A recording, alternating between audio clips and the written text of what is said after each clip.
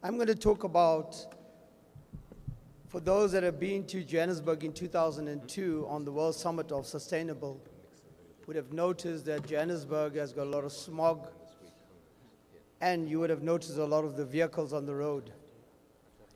You would also have noticed many mines in the area, platinum and gold, and you know the precious metal, what price it's going today. You'd have also noticed that there were thousands of people living in very poor conditions in shacks without any water and sanitation. And likewise, in all major cities in South Africa, we have the very same problems. As I talk to you now, in South Africa, we are presently experiencing an energy crisis. And you know the reason for that is because most of the aluminium smelters from Canada, Europe, Australia, and the US, as well as the paper mills, have moved to South Africa, where there are cheap resources, cheap energy, and cheap water, and also the land.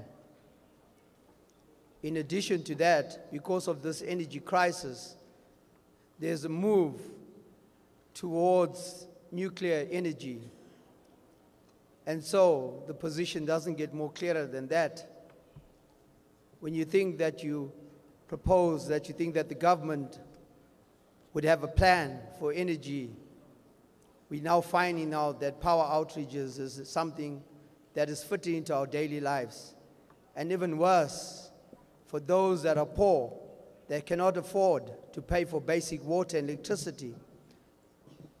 And I'm sure if you were there in the summit, you heard 20,000 people have their water and electricity cut off in the biggest black township in South Africa called Soweto. So what is sustainable cities? And as we move towards the 2010 World Cup, and I'm sure a lot of you will be in South Africa to watch it, you can imagine what is going on at the moment.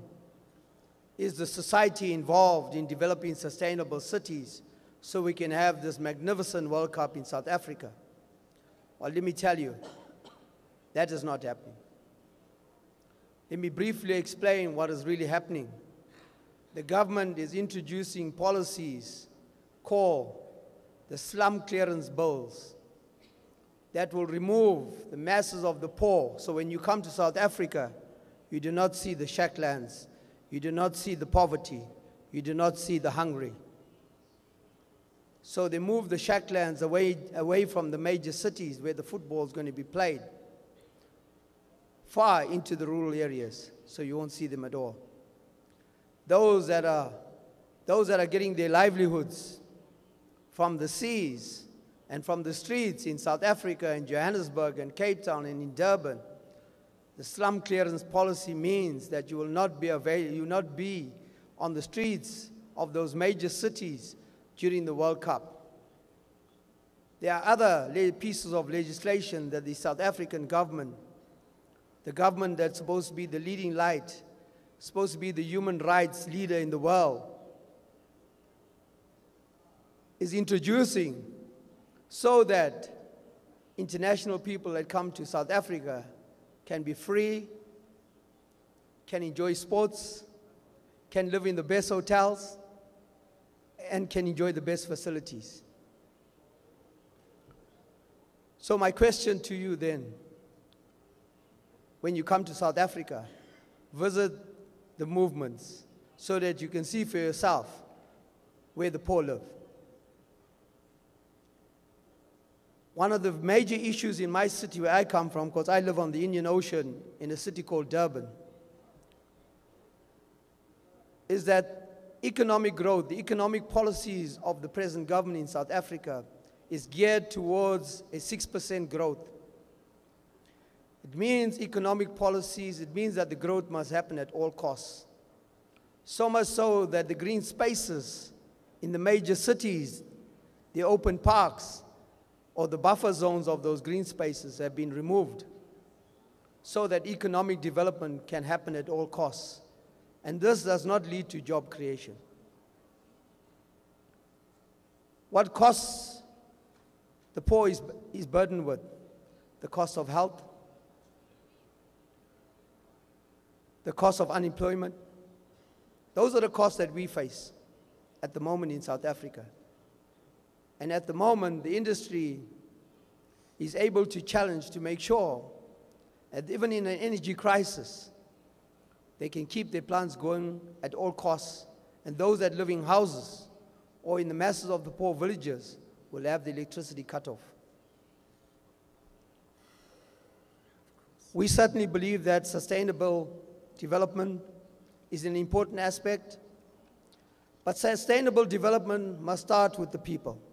Sustainable development cannot only start with engineers and planners and in some faraway office. Sustainable development must come with the involvement of people at a local level who have their own ideas about life and how they should live. Sustainable development must include people's ideas and visions. Sustainable development is not only about plans and maps and drafts, but must have pictures and stories of people that live in those communities for it to be effective. That's crucial in developing any sustainable city. We don't have recycling, and we've heard the story about recycling here today. We don't have recycling on a large scale in South Africa. We don't have cycle tracks like what we heard the Deputy Mayor of Paris talk about yesterday. We have smoke cities where we have huge chimneys in the air that push out tons of poisonous chemicals into the bodies and lungs of people in the area. That results in people getting sick, in people having an inferior quality of life. That results in an inferior quality of education, because 50% of the time you cannot be at school, you got to go home because you are sick. Those are the experiences that we are sharing here today. What we are seeking in a sustainable way is that we are looking at the very same corporations that act differently in the north, that when they come to the south, they have double standards because they treat our life as cheap. And yet, when you go to the north and visit those countries in the north, you see that the very same corporation, not only does he act differently, he has a different technology. I suppose he brings his second-hand technology to the third world country to dump it. Because that's what we are. We are the dumping grounds of the first world, where they can take their scrap materials, where there's computers,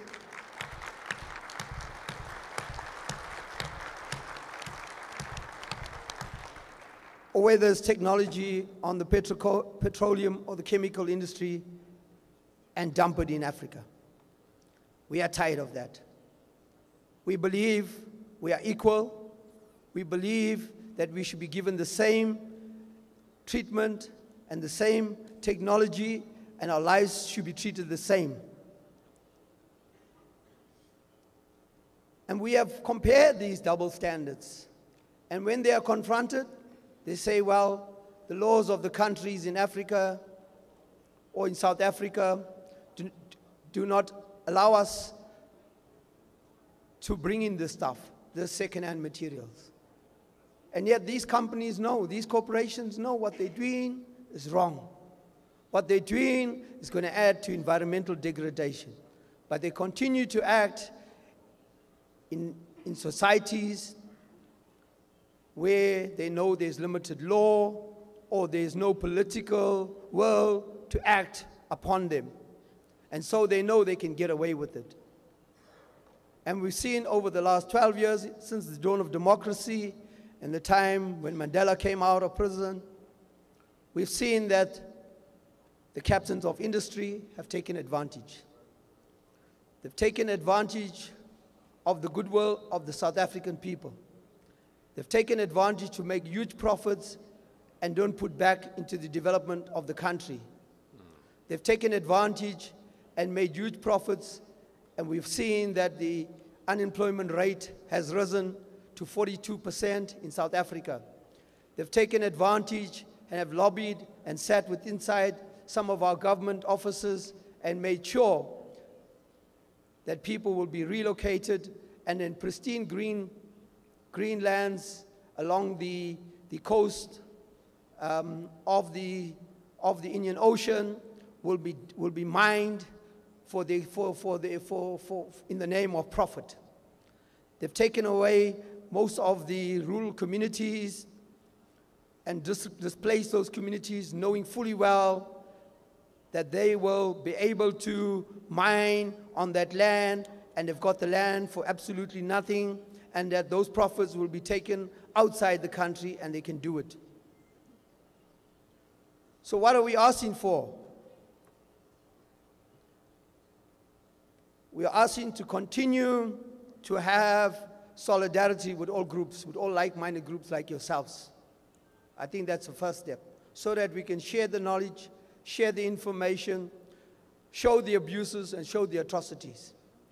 It is through showing those atrocities can we get strength.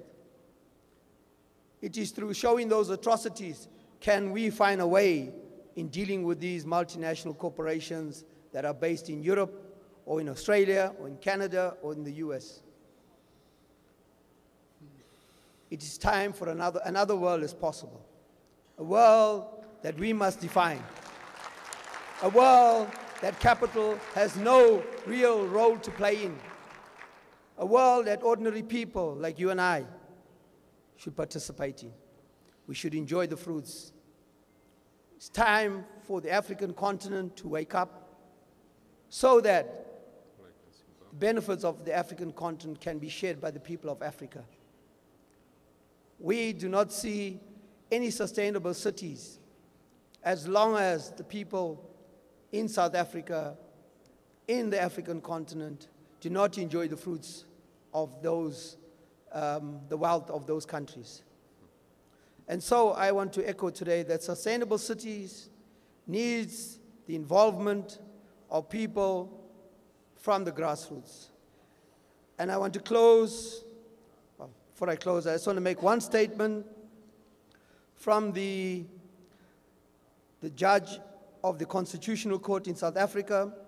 When we breathe the air of freedom, we do not wish to choke on hidden fumes. Amandla! Viva Greens, viva!